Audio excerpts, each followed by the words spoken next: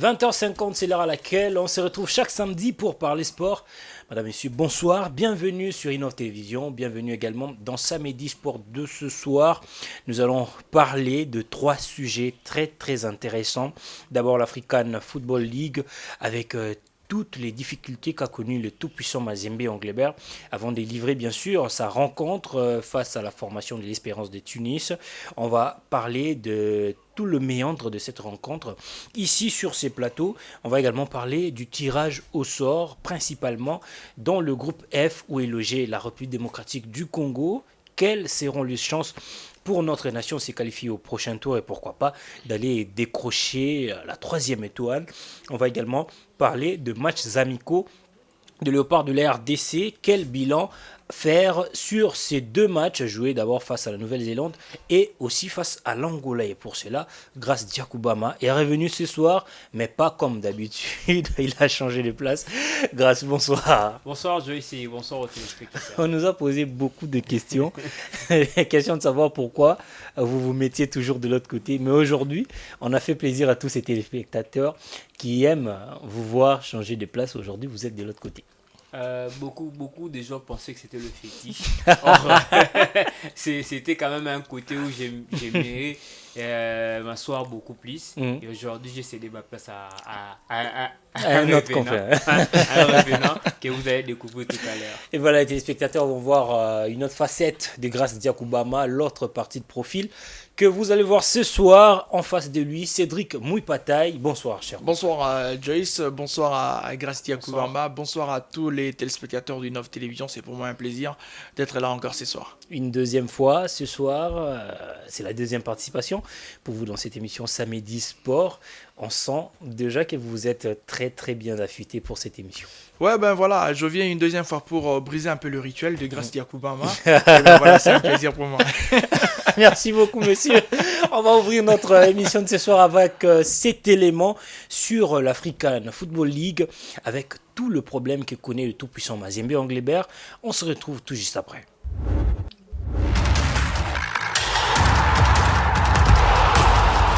L'African Football League a débuté le vendredi 20 octobre et le coup d'envoi a été donné au stade Benjamin Mkapa à Dar es Salaam. Le tout-puissant Mazembe, unique représentant de la RDC, va devoir accueillir son adversaire, l'Espérance de Tunis, en Tanzanie, ce dimanche 22 octobre.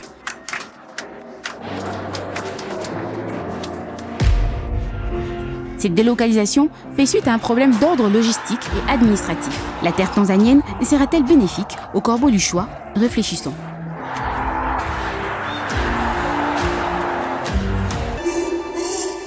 Tunabamba, Espérance de Tunis, tunampika 5-0, tunamfata kwa boya, tunabeba na kakup. Voilà, c'était là l'élément qu'on a réservé pour vous, pour débuter notre émission de ce soir. On va ouvrir la balle chez notre invité, Cédric Mouipataï. Vous avez la main, comme on l'a dit, African Football League, ça commence déjà, mais ça commence aussi pour le tout-puissant Mazembe, qui est obligé d'affronter 2 pressions. D'abord, de chercher la qualification face à la formation tunisienne de l'Espérance de Tunis, mais aussi de jouer loin de son public. Le tout-puissant Mazembe est en grande difficulté. Ben voilà, déjà au début c'est un peu compliqué de jouer un match, c'est important. En dehors de sa base, c'est un peu compliqué, surtout que c'est une très grande compétition, que tous les Congolais qui habitent le Katanga, précisément à Lubumbashi, voudraient bien voir le TP Mazembe évoluer dans son fief, mais ben voilà, le contexte a été tout autre. Le TP Mazembe n'a pas réussi à jouer ses matchs à domicile après ces jeux de ping-pong entre ben voilà, la FECOFA, les ministères et puis la direction du TP Mazembe. Les lettres étaient arrivées à la FECOFA de son côté pour transmettre le ministère et consorts. Tous ces jeux, ben voilà, chacun voudrait tirer les draps de son côté. Jusqu'à présent, on n'a pas pu avoir la vraie version de la chose parce que quand on voit le ministre Mouyaya dire clairement qu'ils n'ont reçu que la correspondance venant de la FECOFA un jour après que le TP Mazembe ait réclamé et monté au créneau. Là, c'est compliqué de comprendre qui dit vrai dans cette affaire. Bon, le plus important pour nous aujourd'hui, c'est de voir le TP Mazembe évoluer. Et c'est ce qui est important parce que ce n'est pas seulement le TP Mazembe qui sera représenté, mais c'est la nation tout entière qui sera représentée dans ces circuits cercles fermés de meilleurs clubs africains. Quand nous connaissons que le TP Mazembe n'a pas été au top de son niveau durant les dernières années, mais au moins être dans ces circuits fermés de meilleurs clubs africains, parce que l'histoire voudrait que nous puissions le retenir, que le TP Mazembe reste parmi les grosses écuries du continent pour avoir remporté toutes les coupes du continent, notamment la Super Coupe, la Coupe de la Confédération de la Ligue des Champions. Donc aujourd'hui, on ne pouvait que s'attendre que le TP Mazembe soit dans ces noyaux de meilleurs clubs africains qui vont jouer cette édition expérimentale. C'est ce qui est important. Mais sinon, très très prochainement, je pense que ces choses doivent être améliorées. Aujourd'hui, les choses ont évolué. On ne communique plus par de lettres visuelles comme ça. On communique par courrier et la FECOFA les connaît. Si aujourd'hui, la FECOFA ou soit les ministères ou soit le ministère des Sports et le ministère, c'est pas des Affaires étrangères ou autres, ignoreraient qu'ils n'ont pas pu avoir le courrier. Est-ce qu'ils ont réussi à regarder dans leur boîte mail si seulement si le courrier puisque était le tout-puissant Mazembe affirme avoir envoyé des courriers. Cependant, il est séparé par un canal qui n'est pas légal, on peut le dire, de notre confrère Méline Kanza, très proche du ministre Kaboul. Il séparait que le ministre aurait mis à défi tout le monde qui aujourd'hui remettrait en cause que l'État serait ces blocages dont fait allusion le TP Mazembe, parce que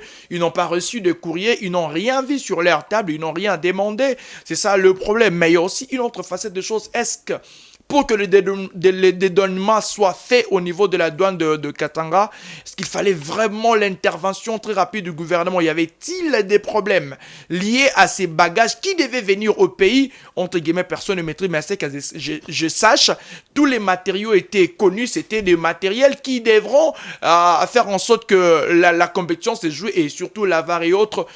À mon avis, il n'y aurait pas quelque chose de danger. Donc, ben voilà, ce qui est fait, on va consommer ça. Mais prochainement, je pense qu'on doit arranger parce que c'est l'image du pays. C'est l'image du pays. La RDC doit être représentée par le tout-puissant Mazembe Anglebert.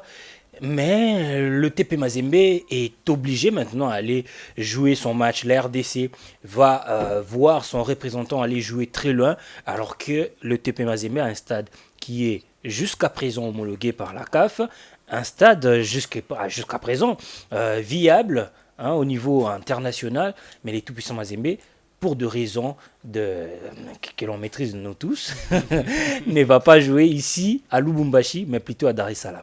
Voilà, comme vous l'avez dit, moi je pense que, comme je l'ai dit récemment, faut d'abord commencer par connaître la priorité d'une compétition comme la Super League. C'est la première, une phase expérimentale, d'où la FECOFA avait vraiment cette nécessité-là de faire comprendre au gouvernement. La FECOFA, c'est un partenaire de cette compétition. C'est la FECOFA qui engage aussi le club, qui est le tout-puissant Mazembe, l'unique représentant de la RDC. Je ne pense pas que le tout-puissant Mazembe va directement aller au niveau du gouvernement pour pouvoir communiquer. Donc, le tout-puissant Mazembe va toujours passer par la FECOFA. C'est ce qui a été fait selon M.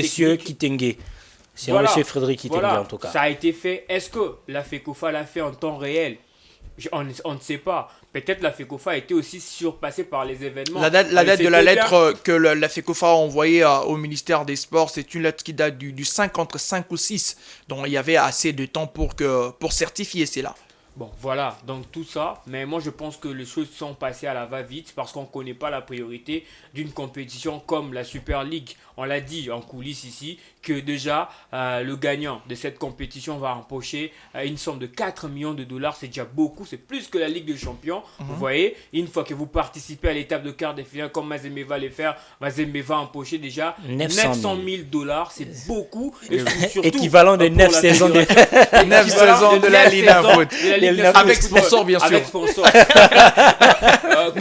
Comme Cédric Mekota il a dit, moi je pense que prochainement, il faudrait faudrait essayer de mettre en avant ce qui est la priorité. C'est très important. De compétitions comme la Ligue, la Super Ligue africaine, ça ne va pas revenir à tout moment qu'on va voir de clubs congolais. Mais lorsque nous avons le tout-puissant Mazembe, il faut quand même protéger ces clubs qui représentent la RDC dans le haut niveau. Aujourd'hui, vous voyez, le tout-puissant Mazembe, c'est mettre au même diapason que de formations comme Oroya, vous prenez Simba de la Tanzanie, Espérance de Tunis, vous avez de clubs au niveau de l'Égypte, donc c'est quand même... C'est le haut niveau africain. C'est quand même le la haut RDC niveau. est représentée quand même. Voilà, la RDC est représentée, mais apparemment c'est comme si au Congo, on ignorait l'importance de cette compétition. Mais prochainement, on va voir comment d'abord ça va se passer, et après, on va quand même essayer quand même de considérer cette compétition, puisque c'est très important de voir le tout-puissant Mazembe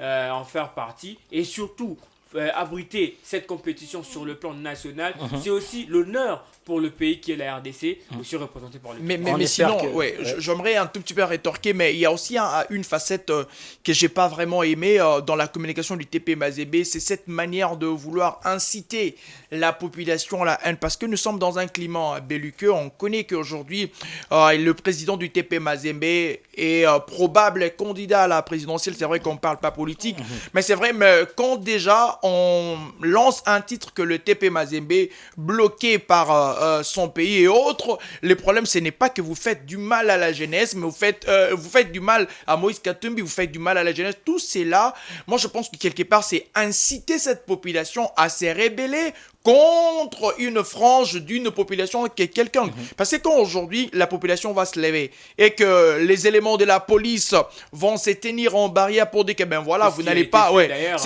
D'ailleurs, ce qui a été fait. Et quelque part, qu'est-ce que vous voulez s'aimer en fait au sein de cette population? C'est pendant nous irons, entre guillemets, nous sommes à 1 mois de cette période des élections. Donc quelque part, il y a des communications qui peuvent aujourd'hui soulever de personnes à des choses que nous ne souhaitons pas. Moi, je pense que quand on veut communiquer aussi, on doit mettre l'eau dans son vin, parce que c'est le seul pays que nous avons. Si aujourd'hui, il y a des troubles, entre guillemets, qui se font, où va évoluer le TP Mazembe? N'est-ce pas que nous tomberons encore dans un problème qui sera difficile à gérer?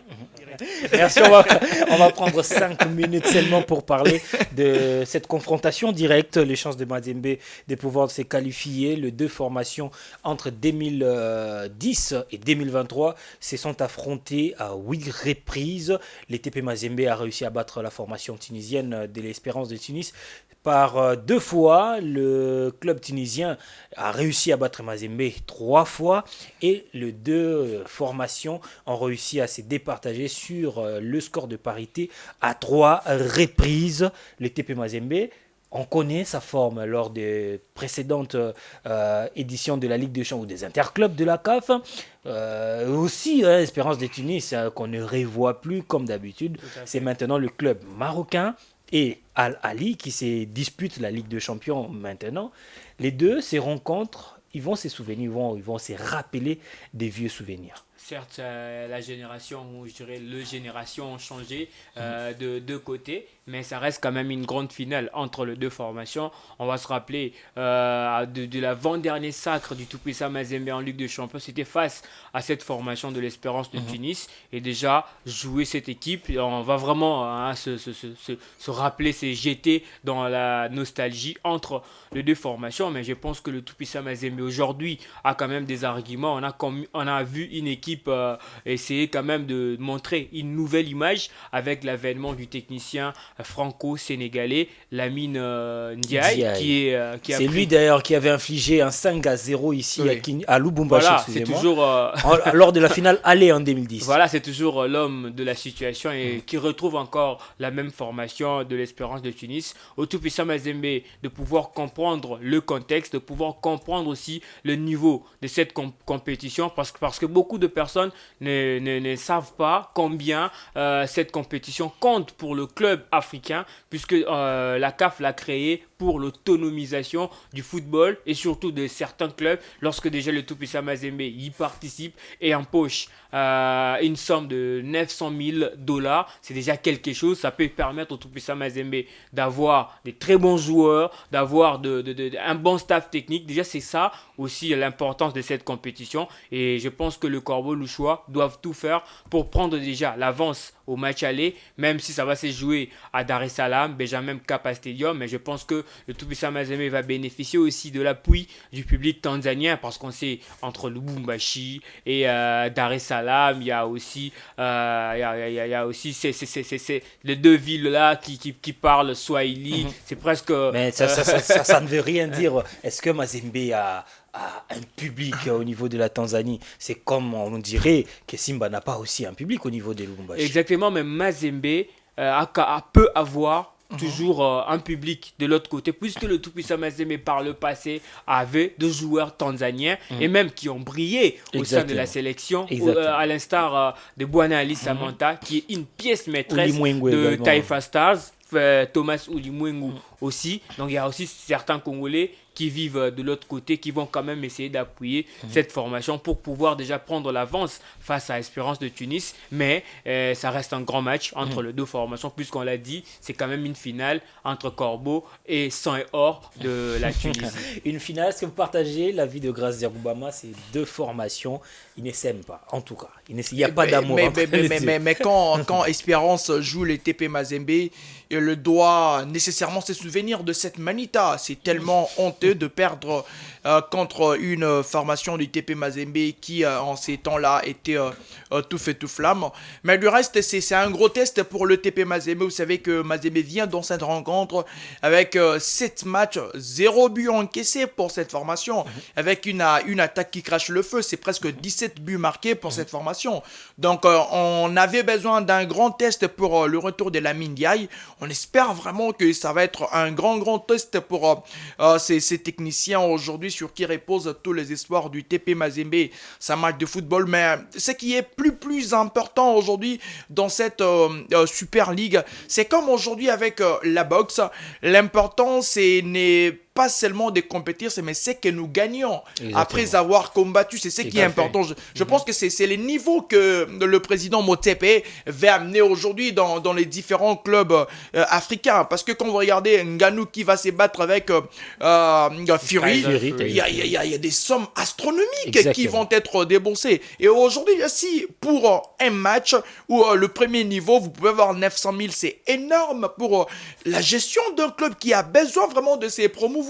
Et au-delà encore, si vous glanez les titres, donc c'est-à-dire que vous venez dans cette compétition et vous ne perdez pas. Et aujourd'hui, moi, je pense qu'au-delà de ça, le plus grand bénéfice, c'est les finances. Mais c'est vrai, ça va être comme de matchs amicaux, mais l'histoire va s'écrire pour cette compétition, pour ceux qui ont participé pour la première fois, mais pour ceux qui vont gagner les titres. Mais c'est un grand test pour le TP Mazembe. Et par ricochet, j'épingle cette formation tanzanienne des Simba, qui aujourd'hui, moi, je me dis quelque part, en termes de classement, en termes de l'aura, Simba ne pouvait pas participer dans cette compétition. Je dirais même que cette formation a volé la vedette à V Club. Vous voyez, qui a régressé. Et avant, d'ailleurs, on parlerait de V Club et Tout-Puissant Mazembe pour participer à cette compétition. Mais lorsqu'on a revu le nombre de clubs à la baisse, c'était maintenant 8 clubs qui vont participer. Mais ces V Club-là n'est pas...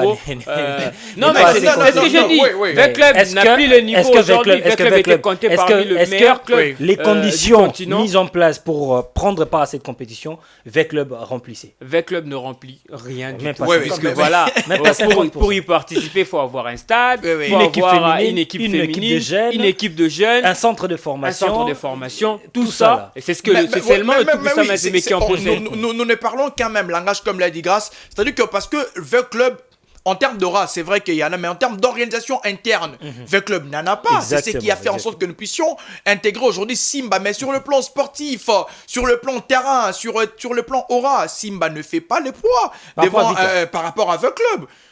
Sur le plan africain, Simba a gagné quoi sur le plan africain? Il faudrait faire le parcours à la Coupe de la Confédération, soit en Ligue des Champions. Mais aujourd'hui, ce sont des faits que nous pouvons dire. Mais imaginez que si V Club participait dans cette compétition, les TP Mazembe y participent, le grenier va être rempli. En termes sur le plan financier, Mazembe va encore avoir une longueur d'avance. Aujourd'hui, on ne gagne pas seulement le football en jouant avec les pieds. On gagne avec le mental, on gagne avec les poches, on gagne avec le bureau, on gagne. Tout cela est constitué de la victoire que nous obtenons aujourd'hui. Si dans des pays comme l'Espagne, on parle, il se pourrait que le Real, dans de l'argent et autres, le levier financier du Barça a un problème parce que tout cela, quand c'est constitué, ça vous permet de gagner aujourd'hui. Aujourd'hui, la Super League va permettre encore au TP Mazembe de distancer les clubs congolais. Et ça, le club congolais doit se mettre ça en tête. Exactement. Ça va permettre de réveiller. De comprendre qu'il n'est plus question d'aller casser les stades. En tout cas, certains.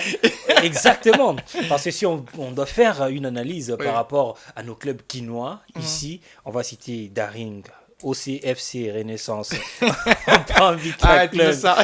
On prend Vita Club. C'est un total d'ensemble vide. Parce qu'il n'y a rien. C'est même pas comparable à une structure comme Forbel, excusez-moi, qui a tout, qui ne manque qu'une équipe féminine. Mais oui. Si seulement cette formation avait une équipe féminine, elle remplirait les conditions pour participer à l'African Super League. Et ça, Vita, Daring, comme vous l'avez dit, ils doivent se remettre en question et puis se réveiller pour pouvoir booster en tout cas les chiffres de leur formation. On va avancer, mais avant tout, laissez-moi signaler, c'est un petit flash aux amoureux et supporters du Daring Club Motema Pembe, que le Daring est en voie de finaliser le problème qui était au niveau de la FIFA avec le paiement de la somme due, malgré il y a eu une compromission avec les 4 joueurs qui sont allés accuser le Daring au niveau de la FIFA. Le président de cette formation du Daring, bien sûr, Paul Kassembele, a réussi à arranger l'histoire à l'amiable et à payer la somme convenue pour permettre à ce que la mesure qui frappait le Daring concernant le recrutement soit levée. Est-ce qu'on a payé Isaac Ngata? On attend. Mais c'est quand même une bonne nouvelle pour le Daring Club Motema Pembe. Ça va permettre à cette formation de pouvoir peut-être recruter, s'ils vont aussi faire la même chose avec Isaac Ngata. On va évoluer avec notre émission, on va prendre le deuxième chapitre de l'émission, le tirage au sort de la Coupe d'Afrique des Nations qui va se jouer en Côte d'Ivoire en janvier 2024. La RDC se retrouve à San Pedro dans le groupe F, où il va affronter d'abord la Zambie, ensuite le Maroc et la Tanzanie en troisième position. La RDC, lors de ses précédentes éditions de la Coupe d'Afrique des Nations, elle a rencontré le Maroc et la Zambie. Le Maroc en 2017, la RDC a réussi à le battre par 1-0. La Zambie en 2015, c'était d'abord difficile pour la RDC de pouvoir arracher ce match nul avec ces buts de Yannick Bolassier sur une passe de Cédric Mabouati. La RDC avait réussi à faire un but partout face à la Zambie. C'était lors de la première journée en Guinée équatoriale, si on ne se trompe pas. Mais, tout à fait, c'était en Guinée. Cette fois-ci, la configuration risque de changer. La RDC revient en force. La Tanzanie qui monte en puissance, le Maroc qui est numéro 1 africain et aussi la Zambie qui renaît de ses cendres. On va dire c'est aussi une poule de la mort.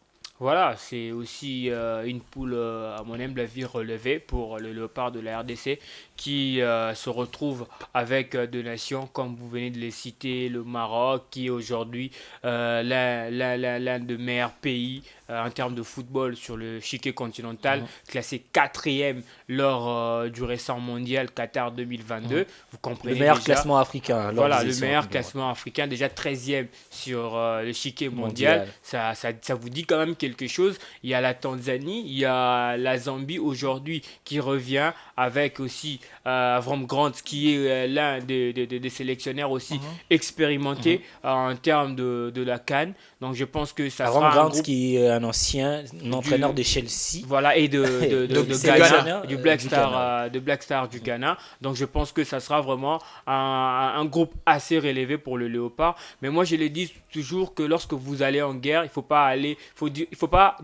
voir ce que vaut l'adversaire, mais quand même ce que vous avez comme argument. Aujourd'hui, si on part de la sélection congolaise, je dirais qu'on a des arguments pour pouvoir aller même le plus loin possible en ce qui concerne la Coupe d'Afrique des Nations Côte d'Ivoire 2023 qui va se jouer en 2024 au mois de janvier. Donc la RDC a des arguments nécessaires dans tous les compartiments possibles. Et aujourd'hui, nous avons aussi des soubassements. Nous avons un sélectionnaire qui suit la vie au quotidien de cette équipe nationale. À chaque date FIFA, la RDC ne rate plus et la RDC se mesure toujours aux équipes par rapport à ses futurs adversaires. Si on essaye de numérer la Nouvelle-Zélande, vous allez voir que c'est presque le même football qu'est la Zambie et la Tanzanie. C'est le football 100% physique et la RDC s'est mesurée avec ce genre de nations comme la Nouvelle-Zélande, un but partout. Mais quand même, on a senti il y avait du la RDC a mené pendant plus de 45 minutes. A mené pendant plus de 45 minutes, alors que tout le monde pensait que la RDC pouvait remporter cette rencontre. Mais il y a eu quand même un penalty imaginaire de cet arbitre. Mais il n'y avait pas faute. Hein. Tout le monde a regardé. Je comprends, vous êtes Congolais. Non, mais il n'y avait pas seulement Congolais, mais il n'y avait pas faute puisque les défenseurs avaient taclé de manière régulière. Mais l'arbitre a jugé bon qu'il y avait penalty. Comme on l'a toujours dit, la Côte d'Ivoire, ça a été quand même un pays porte-bonheur pour la RDC. Et on va se rappeler de 2009, quand la RDC avait remporté la première édition du championnat d'Afrique de Nations, CHAN 2009, avec la génération Lofo-Bongeli. Mais cette fois-ci, quand même, après 50 ans, c'est significatif, 50 ans après, la RDC devra quand même chercher sa 3e étoile tant convoitée sur l'échiquier continental. Ça sera difficile quand même, mais pas impossible pour la RDC au vu de ces groupes. Ça a été aussi difficile en 2019 avec une poule, même poule avec l'Égypte, les Zimbabwe qui avaient battu la RDC. Non, c'était plutôt l'Ouganda qui avait battu la RDC. La RDC avait remporté. Non, lors de la phase préliminaire. Les Zimbabwe avaient réussi à battre la RDC et aussi l'Ouganda, de l'actuel sélectionneur de la RDC, qui avait battu la RDC. Là, c'était maintenant en phase finale. Lors de dernières rencontres de la RDC face à ses prochains adversaires de la poule de la Coupe d'Afrique des Nations 2024, la dernière fois la RDC a affronté le Maroc, c'était 4-1. La dernière fois que la RDC a affronté la Zambie, c'était 1-0. Ça remonte en 2015. Et la dernière fois que la RDC a joué la Tanzanie, c'était même à Dar es Salaam, 2-0 en faveur de la RDC. On va dire 3-0, excusez-moi. On va dire que sur le plan mental, la RDC s'en va à cette CAN avec des possibilités de qualification. Déjà, dans ce groupe, l'histoire nous démontre que la RDC est meilleure que toutes ces nations sur le plan statistique. Là, je fais appel à ma petite calculatrice pour essayer de vous démontrer un peu cela. La RDC va se jouer sa 21e participation dans une histoire de la Coupe d'Afrique. Le Maroc est encore à la 20e. Ça sera la 20e pour le Maroc. Ça va être la 18e ou 19e participation pour la Zambie. La RDC a 2 Coupes d'Afrique des Nations. Le Maroc n'a qu'une seule coupe et la Zambie n'a qu'une seule coupe d'Afrique. Donc en ce qui concerne les statistiques, et d'ailleurs la dernière victoire de la RDC contre le Maroc, c'était dans une phase d'une coupe d'Afrique des Nations. Donc en termes de statistiques, on s'est dit la RDC est mieux outillée, mais si on veut essayer un peu de relativiser et surtout d'actualiser les choses, le Maroc part favori dans ces groupes.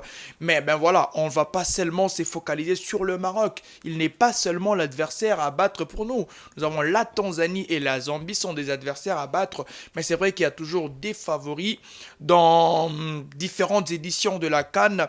Et aujourd'hui, le Maroc a beaucoup à prouver, parce qu'en 5 éditions, vous allez vous souvenir qu'en 2015, le Maroc a boycotté la CAN, il n'était pas venu. Et puis, dans les 4... C'était pour des raisons, c'était pas un boycott, c'était parce que le Maroc ne pouvait pas organiser la CAN. Mais il n'était pas aussi sanctionné. Pour des raisons. Exactement. Pour des raisons d'épidémie d'Ebola. Huitième des finales, et puis une fois quart de finaliste, c'était d'ailleurs la saison précédente. Donc le Maroc, en ce qui concerne la Coupe d'Afrique des Nations, a difficile à imprégner un peu sa marque. Exactement. C'est vrai que demi-finaliste dans la précédente édition de la Coupe du Monde, donc le Maroc a beaucoup à prouver. Il viendra avec une pression, surtout la pression d'être demi-finaliste d'une Coupe du Monde. C'est vrai qu'ils ont un entraîneur qui connaît le continent, mais attention, il faudrait vraiment prouver dans cette compétition. La RDC viendra libérer. C'est vrai qu'on n'aura pas beaucoup à prouver dans cette Coupe d'Afrique des Nations. Nous sommes sortis d'un miracle après un début poussif. On s'est qualifié, on a beaucoup d'espoir. On peut aller loin, mais pour nous, moi je pense que l'objectif reste la qualification pour le Mondial 2026. C'est ça le but pour lequel Sébastien Desabre a été recruté. On ne doit pas l'oublier, mais du reste, le ministre Kaboulou parle de demi-finale qu'on doit atteindre. C'est aussi bien parce que on peut le faire, parce que nous avons des armes, comme Grace l'a dit. Nous avons aujourd'hui des joueurs qui portent aujourd'hui l'âme de cette sélection, le joueur qui viennent. Je constatais quelque chose depuis que Sébastien Desabre est entraîneur, ces petits phénomènes qui faisaient manquer l'entrée des différents joueurs au sein de la sélection n'y est plus. Le joueur est difficile à s'intégrer dans la sélection, mais depuis que Desabre est là, Diangana et tous ces autres là, même Berthaud qui était dans le but a fait un bon match. Mais je me dis, quelque part, on s'est on s'est un peu lavé, c'est pas ce qui te seconde la main à Kamba ou pas, mais sinon l'équipe est en train de vivre, le groupe est en train de vivre, tout le monde vit très bien, et là c'est quelque chose d'une importance capitale, et surtout c'est les mentales de cette sélection qui me fait énormément du bien. Accepter aujourd'hui de vivre ensemble et de faire la remontada. Je ne me rappelle pas si la RDC a fait une telle remontada. Je dirais seul l'Inter de Milan, dans une édition de la Ligue des Champions, a remonté. C'était 3 défaites à la manche aller, et puis ils ont remonté la manche retour. Donc je pense qu'aujourd'hui la RDC a des armes de battre toutes ces équipes-là, et puis c'est un test pour Desabre, on l'attend avec bien sûr de nouvelles armes face aux grosses écuries. Je pense que ça peut peut-être faire l'affaire. La RDC a sa place et on peut aller loin dans cette CAN. La Russie a sa place et on peut aller loin dans cette édition de la Coupe d'Afrique des Nations. La RDC qui va débuter la compétition les 17 janvier à 21h, RD Kinshasa face à la Zambie. La deuxième rencontre de la RDC, ça sera le 21 janvier à 15h. Ça sera face au Maroc. Et la troisième et dernière rencontre va se jouer dans la ville de Korogo face à la Tanzanie. Ça sera à 21h le 24 janvier. On va attendre la suite du calendrier si la RDC sera qualifiée au prochain tour, puisque c'est une nouvelle formule. La RDC, à cette nouvelle formule, va participer à sa deuxième édition de la Coupe d'Afrique des Nations. Lors de la première, c'était en 2019, la RDC avait réussi à arriver qu'en huitième de finale, éliminé par Madagascar. Et cette fois-ci, on espère que la RDC ira loin avec cette formule qui s'apparente à la formule de la Coupe du Monde, huitième, quart, demi et finale. On va prendre le dernier virage de notre émission de ce soir. On va prendre le bilan des rencontres de la RDC. Enfin, les rencontres amicaux, bien sûr. Les deux, d'abord face à la Nouvelle-Zélande, vous avez un tout petit peu effleuré ce qu'a été ces deux rencontres, mais on voudra savoir quand même RDC Nouvelle-Zélande, RDC Angola. Nous n'avons pas réussi à arracher la victoire lors de ces deux rencontres. 1 but partout face à la Nouvelle-Zélande et 0 but partout face à l'Angola. On attendait d'ailleurs une victoire face à l'Angola. Certains téléspectateurs patriotes ont évoqué le cas de l'ère des jeux qui n'était pas du tout à la merci des deux formations, mais on va dire quand même que ces deux rencontres amicales va donner une idée à Sébastien Desabre, surtout pour la prochaine étape qui est les éliminatoires de la Coupe du Monde. Exactement, ces deux rencontres vont quand même donner une idée à Sébastien Desabre pour pouvoir quand même se projeter pour les éliminatoires de la Coupe du Monde 2026 qui pointe déjà à l'horizon. On va déjà jouer au mois de novembre contre la Mauritanie ici à Kinshasa et après au Soudan. Donc je pense que l'entraîneur a déjà une idée aussi sur son effectif qu'il va monter pour la Coupe d'Afrique des Nations l'année prochaine.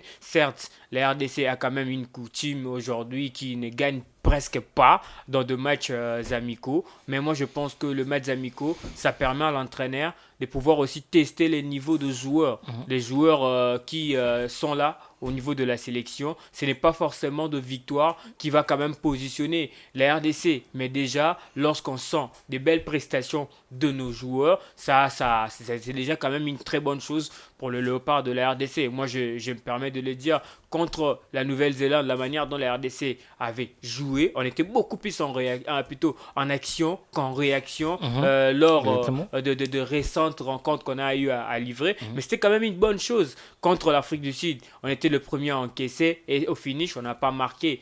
Mais quand même, contre la Nouvelle-Zélande, on était le premier à marquer. Mais après, l'égalisation est arrivée dans des moments où tous nous connaissons. Mais quand même, c'était un but partout. C'est déjà une bonne chose. Mais le bilan, ce qu'on pourrait faire dans ces 2 rencontres, je pense que l'entraîneur doit tirer des leçons en ce qui concerne aussi l'attaque. L'attaque de la RDC n'a pas carburé. On n'a marqué qu'un seul but et on a encaissé encore un seul but. C'est déjà quand même un vrai problème qu'il faudrait déjà le premier but encaissé de notre gardien Lionel Mpassi. Pas le premier but. Il a déjà encaissé quelques buts avant. Avec le Léopard. Voilà. Avec le Léopard, il a déjà encaissé. Okay. Et je pense que... Il a encaissé contre la Mauritanie. Il a encaissé contre la Mauritanie. Il a aussi encaissé avant même qu'on puisse jouer les éliminatoires. La première fois que Sébastien Desabre est arrivé, c'était contre le Burkina Faso. Le Burkina Faso, il avait déjà encaissé.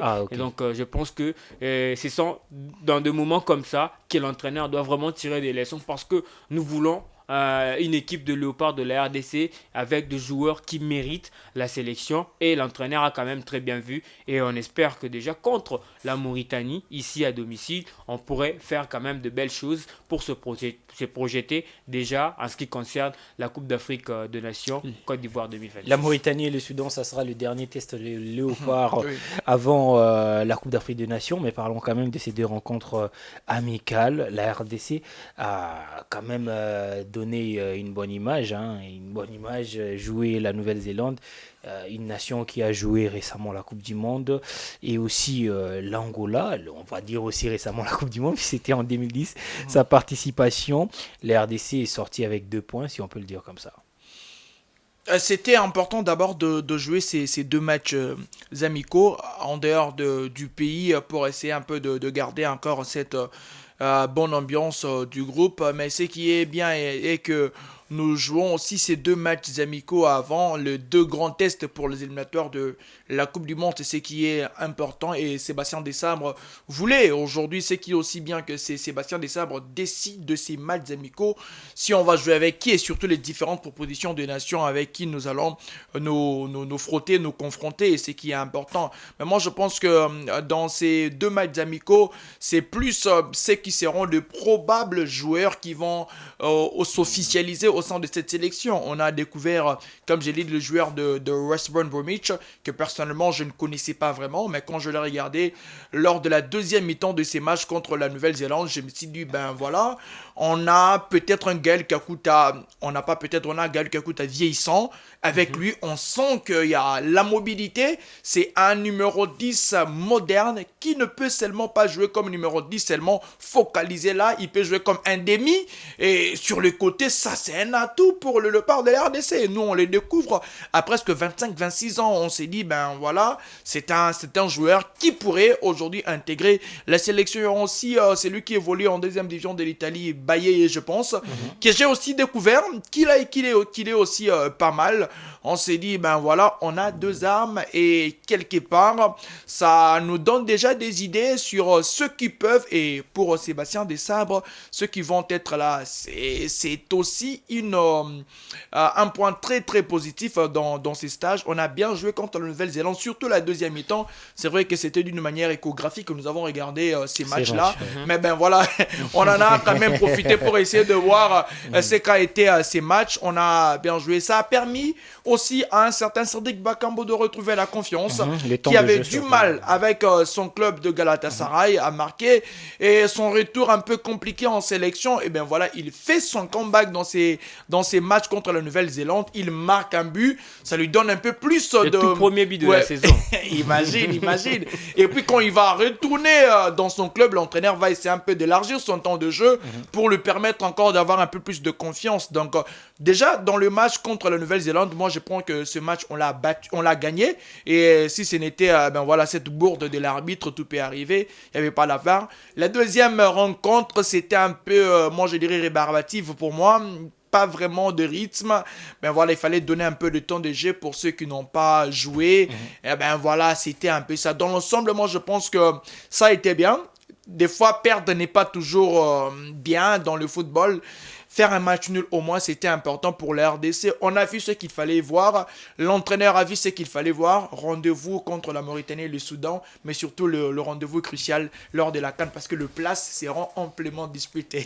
Amplement disputé, hein, en tout cas pour cette Coupe d'Afrique des Nations où Cédric Bakambu va rencontrer des nouveaux Sunzu Stopila. Si seulement les deux seront en forme et puis sélectionnés pour cette CAN. On va se souvenir que les deux se sont retrouvés en championnat chinois. Sunzu au sein de Kangsu Mighty Lions et Cédric Bakambu chez Beijing Sinobo, Gowan. Les deux joueurs ont évolué aussi ensemble avec Sochaux. Avec Sochaux, oui, à l'époque. Bien sûr, madame, monsieur, nous sommes arrivés à la fin de notre émission de ce soir. On dit merci à nos amis qui ont accepté. Je vous en prie. Merci beaucoup, répondre à notre invitation. Jace. Merci beaucoup à vous, fidèles téléspectateurs. On va se retrouver la semaine prochaine avec le même plaisir pour un tout nouveau numéro. D'ici là, portez-vous bien.